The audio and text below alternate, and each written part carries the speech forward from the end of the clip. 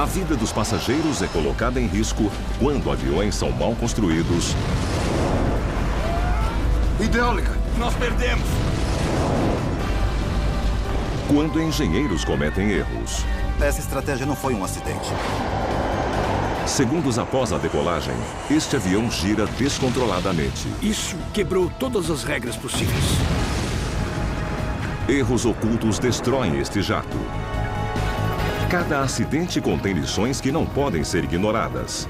Alguém tem que se manifestar e dizer: vamos lá, pessoal, temos que agir certo. Mas algumas soluções de engenharia podem levar a novos e inesperados problemas. Como a indústria aeronáutica age para eliminar os erros de engenharia?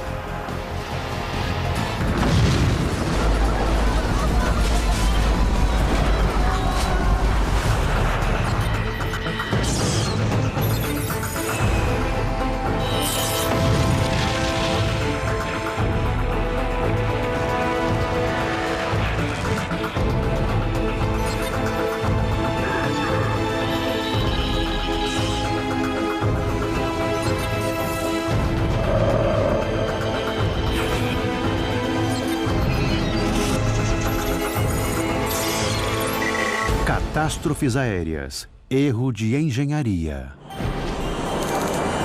17 de julho de 1996. Aeroporto JFK, Nova York. É o fim de um dia quente de julho. O voo 800 da TWA aguarda para partir rumo a Paris. Iniciando o controle. Tripulação, checar máscaras de oxigênio. Ele finalmente decola um pouco depois das 8 da noite. Há 230 pessoas a bordo. Entre elas, Jill Zinkiewicz, em sua primeira viagem internacional como comissária de bordo.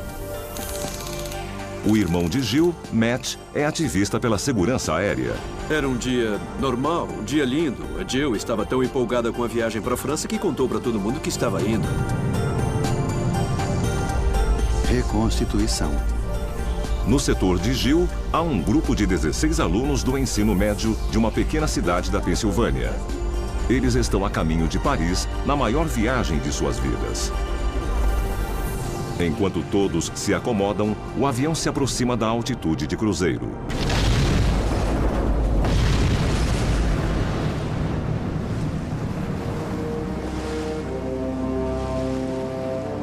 4.200 metros acima do Oceano Atlântico, o voo 800 da TWA e todos a bordo explodem nos céus.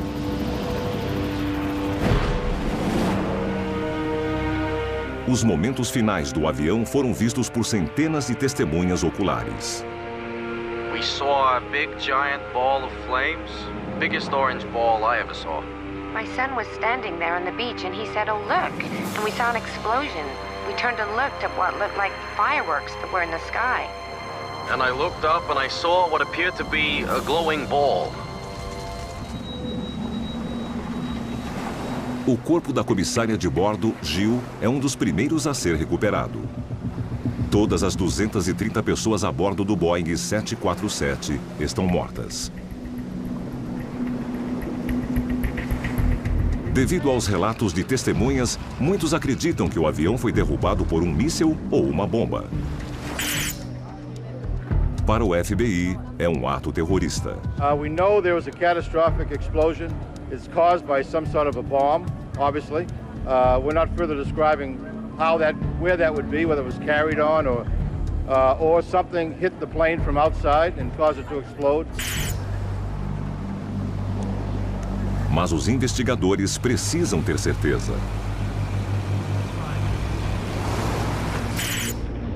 Vídeo da Marinha dos Estados Unidos. Eles têm uma tarefa difícil e delicada.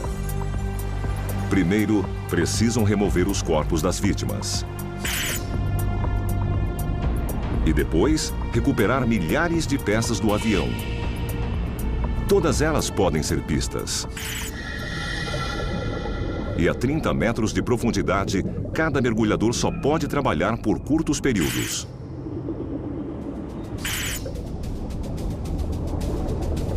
Após 7 dias de buscas, as caixas pretas do avião são encontradas.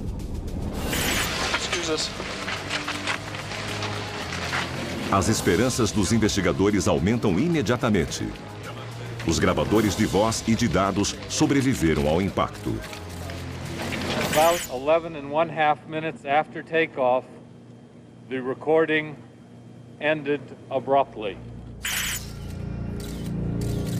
O encerramento abrupto é um indício claro de um evento catastrófico, mas isso foi tudo o que os investigadores concluíram. Os gravadores parecem não conter mais nenhuma pista.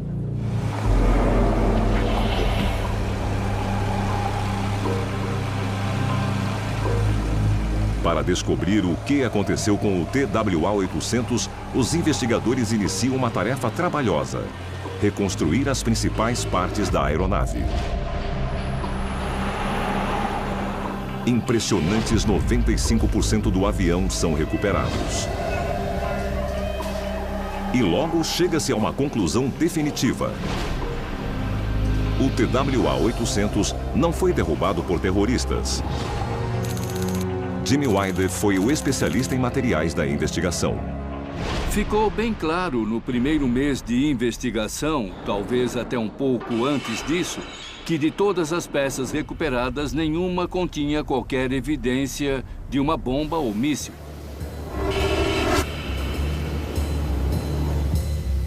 Mas agora há um novo quebra-cabeça. Se não foi terrorismo, qual teria sido o problema do avião? Os investigadores iniciam um longo processo para estabelecer a causa da explosão. Um avião projetado para ser à prova de falhas teria sido vítima de um erro de engenharia?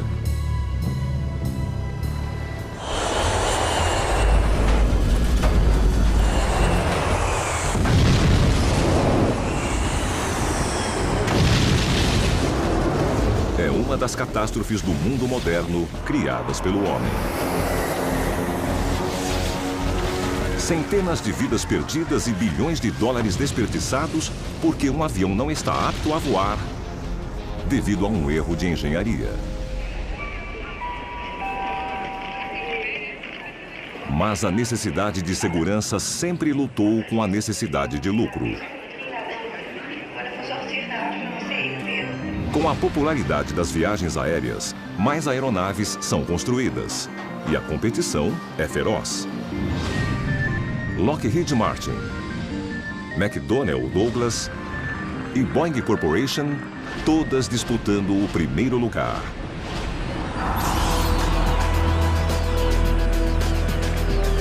Em 1970, a McDonnell Douglas revela sua nova estrela, o DC-10. Após um investimento de $1 bilhão, a empresa está convencida de que é um avião seguro e capaz de gerar lucros.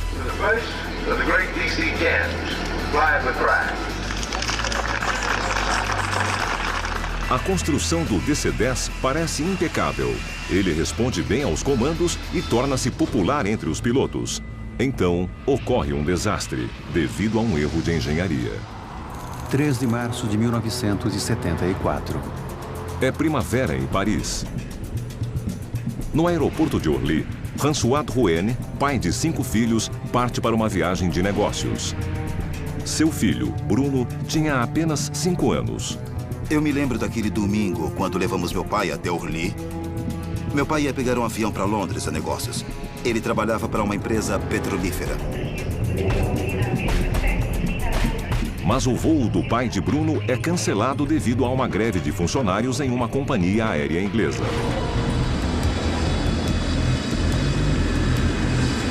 Um dos únicos voos disponíveis é o 981 da Turkish Airlines, recém-chegado de Istambul e a caminho de Londres. O avião é um DC-10 com apenas 2 anos de uso. Por causa dessa greve inesperada, muitas pessoas pegaram aquele voo, então o avião estava cheio. O DC-10 da Turkish Airlines fica mais tempo do que deveria em Paris para receber os passageiros prejudicados pela greve. Sem que sua família saiba, François Drouin também embarca. Já tô com a lista na mão. Rádio checado. Os comandantes Ulusman e Berkos concluem a checagem pré-voo. Tá normal? Está sim. Na traseira do avião, Mohamed Mahmoud, um carregador de bagagens, fecha a porta de carga. Altímetro em 6.000. O DC-10 está finalmente pronto para partir rumo a Londres. O voo 981 é liberado para a decolagem pouco depois de 12:30. Trem de pouso.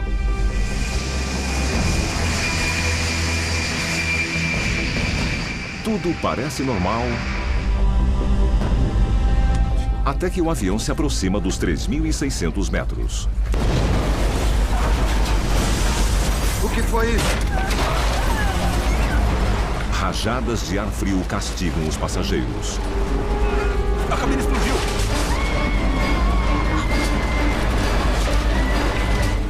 Eu não consigo subir. Não tá respondendo.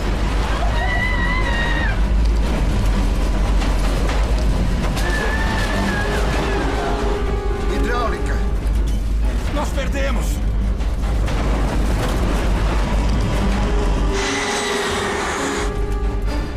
Metros.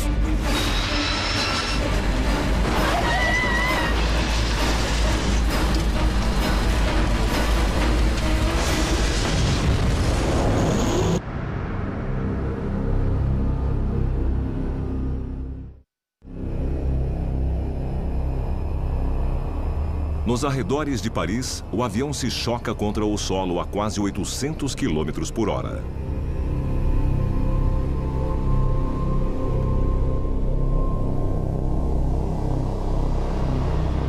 Todos os 346 passageiros e tripulantes são mortos.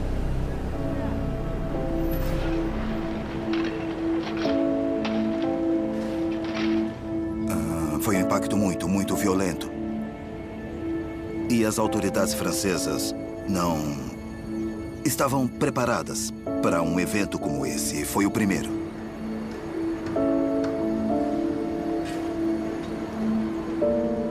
A família de Bruno teme pelo pior, mas eles ainda não sabem se François trocou de avião. A lista de passageiros não estava completa. Então nós não recebemos informações claras. A prova da presença do meu pai no avião foi obtida através da aliança dele, que foi encontrada em um fragmento da mão dele. Ela tinha a data do casamento dos meus pais e o primeiro nome da minha mãe. Bruno era apenas uma das muitas crianças que perderam seus pais. Teve um impacto sobre mim e sobre as pessoas ao meu redor. Eu não sabia, quando tive meu primeiro filho, como um pai devia se comportar. Porque eu não vi isso.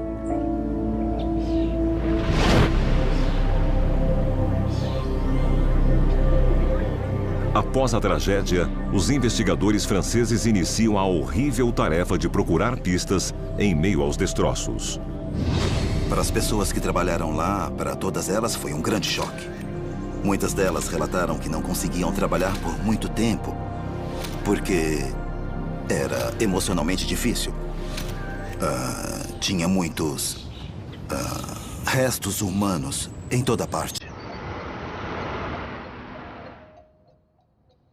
Então, os investigadores encontram sua primeira grande pista.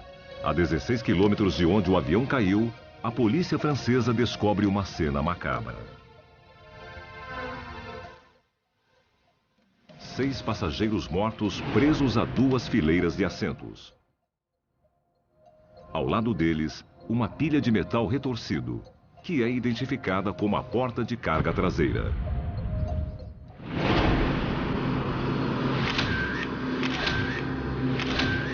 A mesma porta que havia sido fechada poucos minutos antes pelo carregador de bagagens Mohamed Mahmoud. Mas como uma porta podia simplesmente cair de um avião?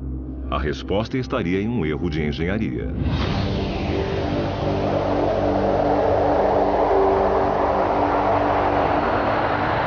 Agora os investigadores se concentram na questão da pressurização.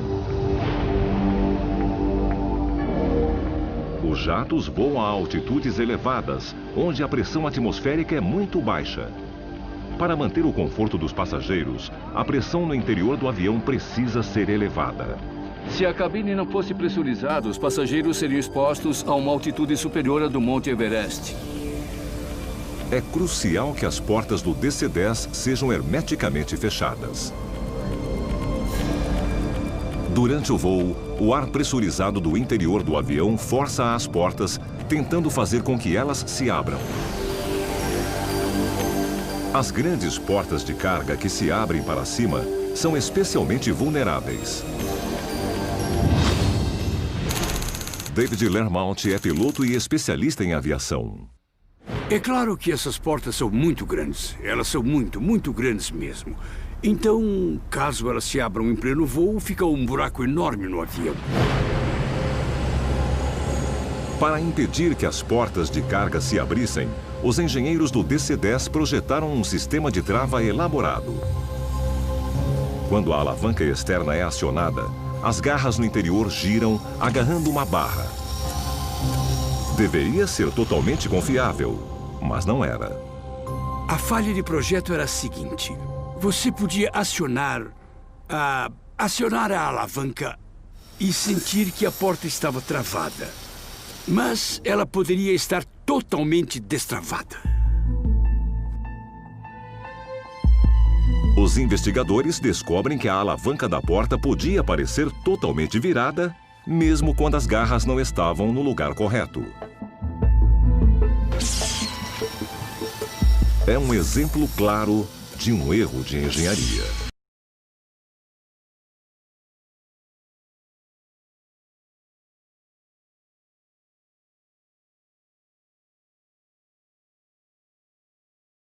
O uso da porta.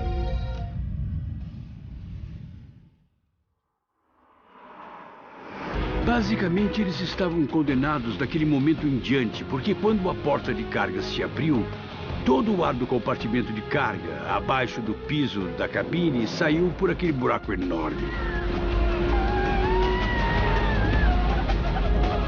A abertura da porta de carga foi o primeiro desastre.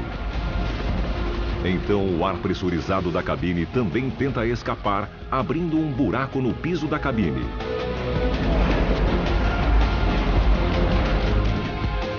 Esta corrente de ar violenta arrasta 6 passageiros para fora do avião, rumo à morte.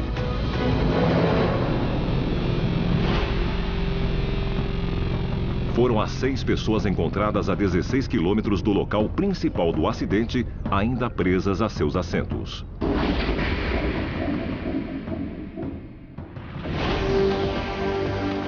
O colapso do piso da cabine leva a um novo desastre. Ele destrói cabos de controle vitais. Hidráulica! Nós perdemos! Estes cabos são acionados por pressão hidráulica para mover componentes fundamentais, como o leme e os estabilizadores. Sem eles, os pilotos não podem controlar o avião. Eu não consigo subir! Não está respondendo!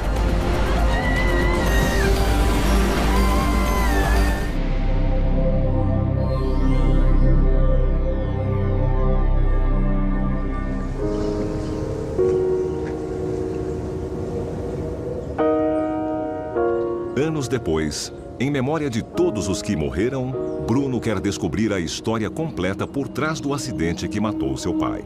Para mim, essa tragédia não foi um acidente. Acidente é falta de sorte. Aqui aconteceu outra coisa.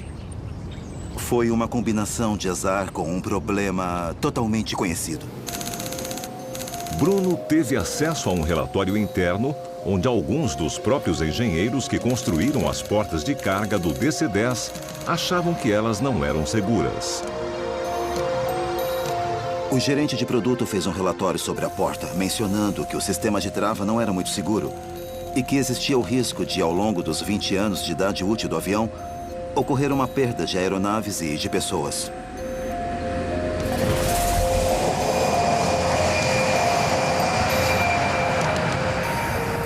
Bruno descobre que um DC-10 americano havia apresentado exatamente o mesmo erro de engenharia 2 anos antes da morte de seu pai. A porta se abriu, o piso da cabine cedeu e cabos de controle vitais foram danificados. Mas os pilotos tiveram sorte. Os cabos foram comprimidos, mas não foram cortados. E os pilotos conseguiram aterrissar o avião com segurança.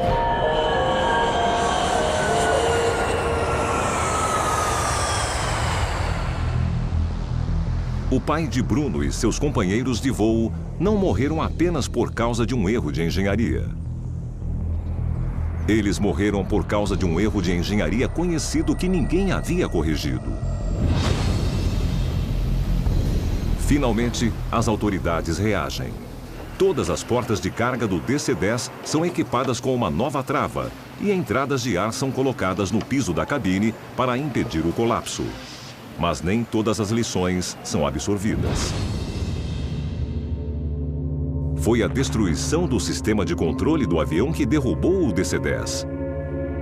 No futuro, ele teria que ser a prova de falhas. Assim, mesmo que um componente sofresse uma falha catastrófica, o avião continuaria seguro.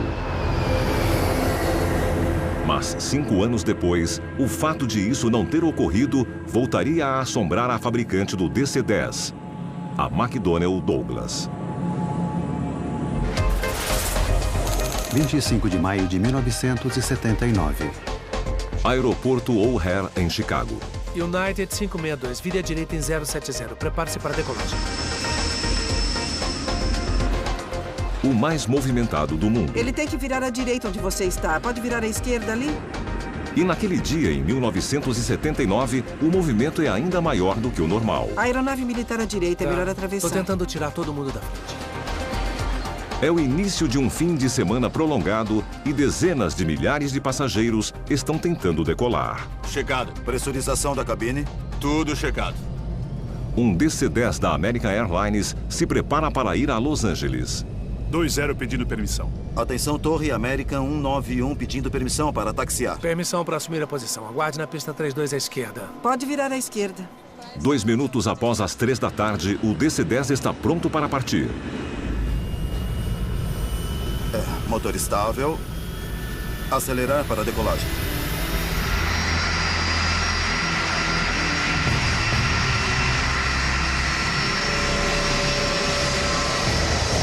Impulsionado por suas 3 turbinas, o avião percorre a pista de decolagem. 3-2. Recolhendo o trem de pouso.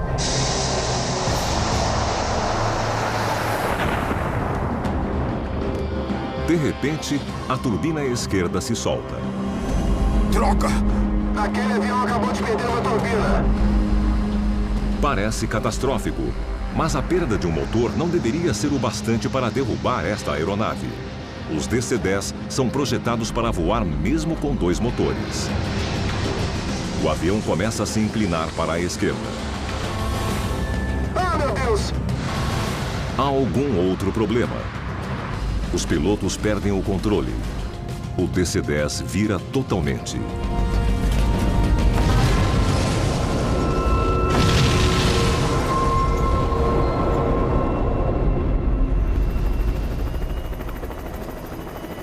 Todas as 271 pessoas a bordo são mortas, além de 2 no solo. É o pior desastre aeronáutico da história dos Estados Unidos. Surgem 2 grandes questões. Por que a turbina havia caído?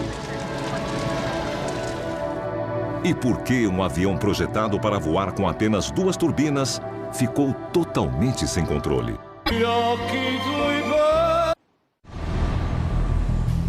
Responder por que a turbina do DC-10 caiu mostra-se terrivelmente simples. É um caso de falta de manutenção. Uma das peças que fixava o motor estava rachada. E ninguém havia percebido. Checagens de emergência revelam rachaduras similares em 6 outros DC-10. Surge o temor de que toda a frota americana esteja em risco. São assustadoras 138 aeronaves. I have no choice but to ground all US DC-10s immediately. A culpa pelas rachaduras recai sobre as companhias aéreas e não sobre a fabricante dos aviões, a McDonnell Douglas. Os investigadores descobrem outro problema crítico.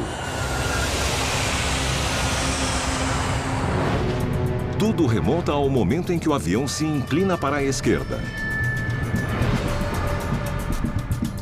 Isso acontece porque a separação do motor rompe linhas de controle hidráulico vitais que operam os slats das asas.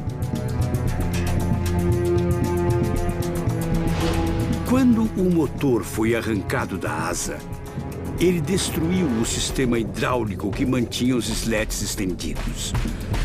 Quando os slats se retraíram, porque não tinham mais pressão hidráulica para ficar no lugar, aquela asa perdeu sustentação. Reconstituição. Como no incidente da Turkish Airlines, o avião cai porque os pilotos perdem o controle. A lição da construção à prova de falhas não foi aprendida. Isso não faz jus à melhor tradição da construção de aviões. O projeto de uma aeronave deve ser o que chama de a prova de falhas. Se alguma coisa falhar, a aeronave continua segura. Isso quebrou as regras possíveis.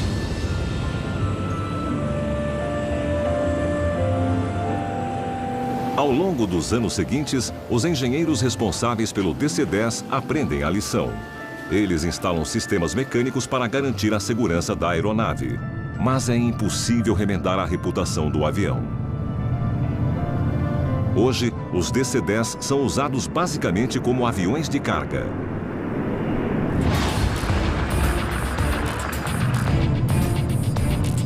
E o Jumbo 747 da Boeing torna-se o jato de passageiros mais bem-sucedido do mundo.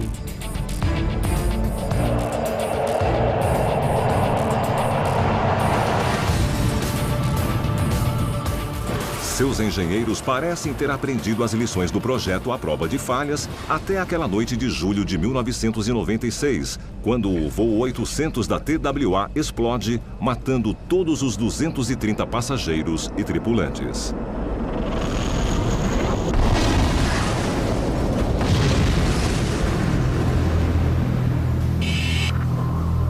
Após meses de um trabalho minucioso, os investigadores reconstroem seções inteiras do avião despedaçado. Era um grande número de peças, milhares de peças, que precisavam ser remontadas para começarmos a entender como o avião se desfez e depois por que o avião se desfez. Depois que a possibilidade de um míssil ou uma bomba é descartada, os investigadores buscam uma fonte de explosão na própria aeronave. E, finalmente, a encontram. O tanque de combustível central explodiu.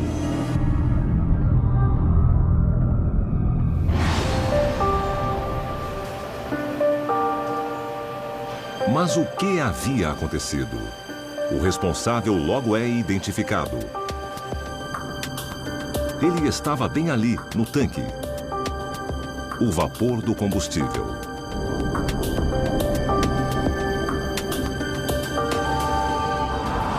Quando os engenheiros da Boeing projetaram o 747 nos anos 1960, eles esperavam que o avião voasse com todos os seus tanques cheios. Mas quando o preço do combustível aumentou, as companhias aéreas tiveram que cortar custos. Christine Negroni escreveu muito sobre o voo 800 da TWA. Quando a preocupação com o uso de combustível aumentou nos anos 70 e 80, os aviões passaram a voar sem os tanques cheios. Se não precisavam do combustível, o tanque ia vazio. Mas os investigadores descobriram que voar com tanques de combustível vazios representava um risco não totalmente reconhecido. Naquela tarde de julho, o voo TWA 800 aguarda no calor escaldante do aeroporto JFK. Para reduzir os custos, seu tanque central contém apenas uma poça de combustível. E quando este combustível esquenta, ele se transforma em vapor explosivo.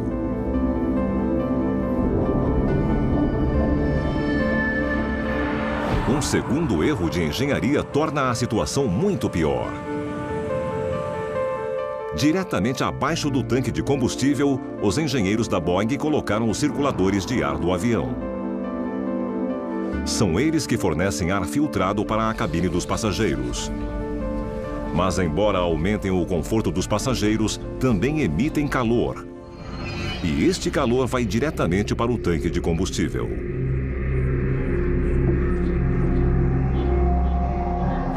Tudo que tinha era uma poça, e essa poça se transformou em vapor. E o vapor era explosivo. Os investigadores revelam uma situação aterradora. Reconstituição. O TWA-800 se afasta de Nova York com um tanque de combustível altamente explosivo.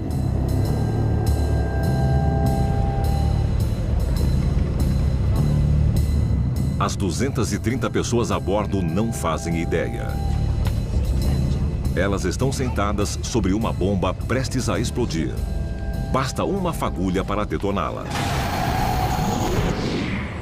Mas é um risco que os engenheiros da Boeing pensavam ter eliminado. Seu projeto à prova de falhas deveria ter evitado o desastre.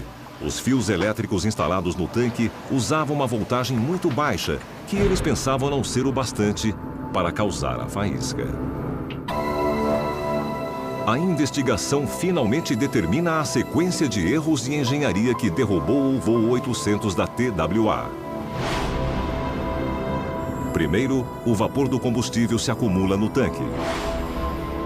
Ele é aquecido a um estado crítico pelas unidades de compressão e circulação de ar. Fios rachados permitem a entrada de correntes de alta voltagem no tanque.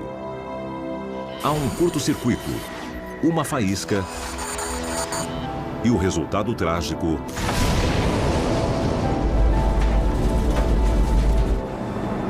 é o segundo maior desastre aéreo doméstico dos Estados Unidos.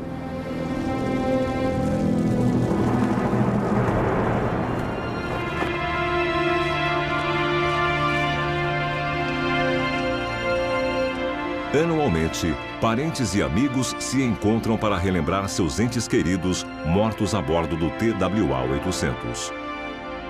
Isso acabou com a família. Nunca mais foi igual. Sempre falta alguma coisa. Quando o assunto é segurança, vidas humanas, de pessoas próximas, talvez a vida dos seus filhos, não importa o preço. Não é tão difícil agir corretamente. E as companhias aéreas, as indústrias e os engenheiros ficam tão fixados em estatísticas e números que perdem a conexão com as pessoas.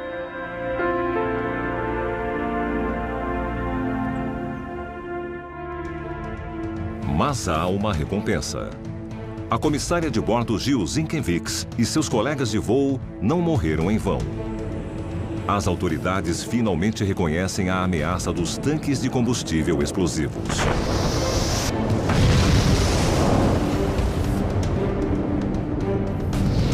Com outros 1.200 jumbos em risco ao redor do mundo, era preciso encontrar uma solução.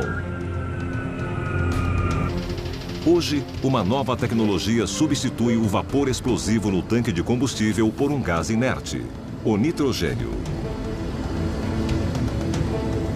No geral, com exceção do ritmo lento com que as mudanças são feitas na aviação, eu diria que o voo 800 deixou um bom legado. A investigação sobre o voo 800 da TWA mostra que um avião pode ter um excelente histórico de segurança até que as circunstâncias mudem. No caso do voo 800, um tanque de combustível vazio expõe riscos imprevistos no projeto do avião.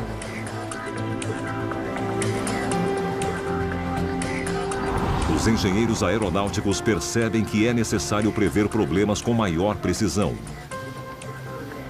O tipo de problema de engenharia que ocorre hoje em uma boa companhia aérea com aviões modernos é o tipo de problema de engenharia que não foi previsto. Mas isso será possível? Nos anos 1990, para minimizar os erros de engenharia, a Boeing começa a usar a tecnologia mais recente para construir o 777, o maior jato bimotor do mundo. Assim como o jumbo original da Boeing, ele logo se torna famoso pela segurança. Mas os engenheiros da Boeing estão prestes a sofrer um choque. Eles podem ter eliminado o risco de superaquecimento do combustível, mas não previram o que acontece quando o combustível esfria demais. 17 de janeiro de 2008.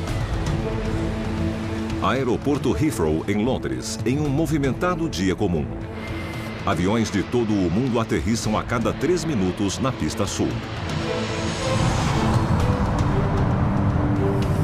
Entre os aviões a caminho do Heathrow está um 777 da British Airways. Reconstituição. O voo 38 tem 136 passageiros e 16 tripulantes a bordo. Eles estão voando há 11 horas, tendo saído de Pequim à noite, e todos estão ansiosos pelo fim da jornada. O comandante Peter Burkell e o copiloto John Cowart preparam-se para aterrissar. Pronto, os controles são seus, John. Assumindo controles. Tudo correu normalmente até 1 minuto antes da hora prevista para o pouso. O avião estava a uns 300 metros, trem de pouso abaixado, flaps abertos a cerca de 30 graus. E não parecia ter nada errado. Speedbird 38, pouso liberado na 27 à esquerda. Pouso liberado na 27 à esquerda, Speedbird 38. A cerca de 150 metros, a apenas 35 segundos do pouso... Estou sem empuxo. Os dois motores perdem a potência de repente. A velocidade começou a cair.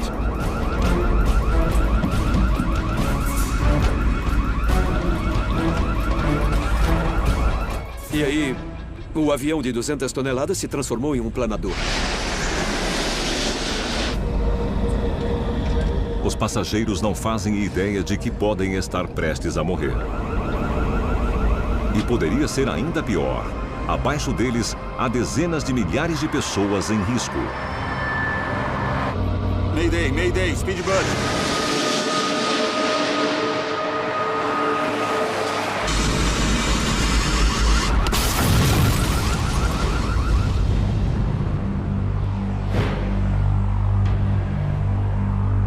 Incrivelmente, todos os passageiros e tripulantes sobrevivem ao acidente e têm apenas ferimentos leves.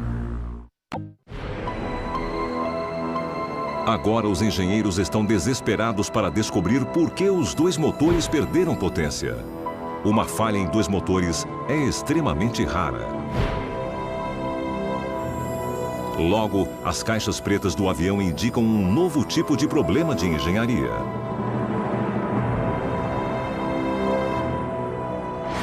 Algo impediu o combustível de fluir para as turbinas. Mas o quê? Uma coisa que nunca tinha sido prevista aconteceu com o sistema de combustível.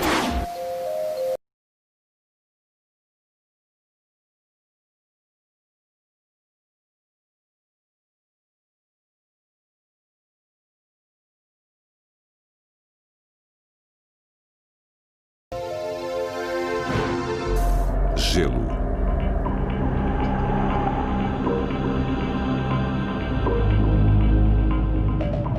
De Pequim a Londres, o avião atravessou um ar extremamente frio com até 74 graus negativos. A estas temperaturas, a quantidade minúscula de água presente no combustível de aviação pode se transformar em cristais de gelo. O gelo teria bloqueado o fluxo de combustível?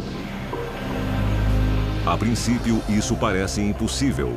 O gelo é um risco conhecido e os engenheiros aeronáuticos pensavam já ter lidado com ele.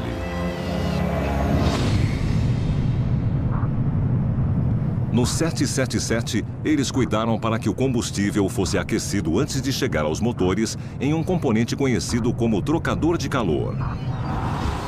Steve Moss é investigador de acidentes e especialista em motores. Quando o combustível passa por esses tubos, ele é aquecido. Então, quando sai por essa ponta, ele está acima de 0 grau. E os cristais de gelo não chegam até a turbina. Se este aparelho foi criado para derreter cristais de gelo, como eles poderiam ter bloqueado o fluxo de combustível? Os investigadores retornam aos dados da caixa preta. Eles estudam o que aconteceu no sistema de combustível durante o longo voo de Pequim. Eles simulam o impacto do clima frio sobre a tubulação. Os testes mostraram uma coisa que não tinha sido levada em conta. Em altitude de cruzeiro, quando o fluxo de combustível é lento, o gelo pode se acumular dentro dos tubos. Reconstituição. Os investigadores passam a acreditar que o gelo se acumulou lentamente durante a longa jornada. Pronto, os controles são seus, John. Assumindo controles. Ao se aproximarem de Heathrow, os pilotos precisam de mais potência dos motores. Isso aumenta repentinamente o fluxo de combustível nos tubos, o que solta o gelo. Isso gera uma espécie de bola de neve ou uma avalanche que aumenta enquanto se desloca na direção da turbina. A bola de neve atinge o trocador de calor e o bloqueia. No momento em que o avião precisa de mais potência, o combustível não consegue passar pelo gelo. Os motores são inúteis. Os projetistas acharam que pensaram em tudo. Mas bastou uma circunstância que eles não tinham considerado e pronto. Mais uma vez, é preciso um acidente para revelar um problema que os engenheiros não haviam previsto.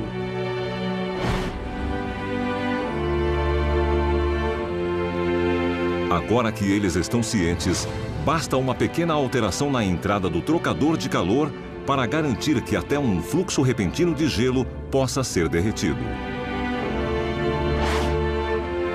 O que aconteceu com o voo 38 da British Airways é mais um alerta. É a mesma lição revelada nas quedas dos DC-10 mais de 30 anos antes. Os engenheiros precisam considerar o imprevisível. Precisam tornar os aviões à prova de falhas.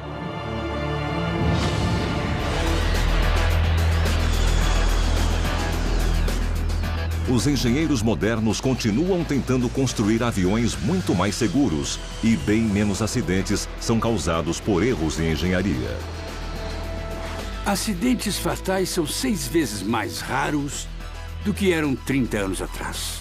É sem dúvida uma melhoria considerável. A confiabilidade dos motores, fuselagens e sistemas aumentou muito, mas nós também aprendemos lições. A indústria aeronáutica ainda é jovem. Pouco mais de um século separam nossos jatos modernos dos primórdios da aviação. Mas para os engenheiros de hoje, o desafio ainda é o mesmo: eliminar erros antes que eles levem a desastres. Versão brasileira, Vox Mundi.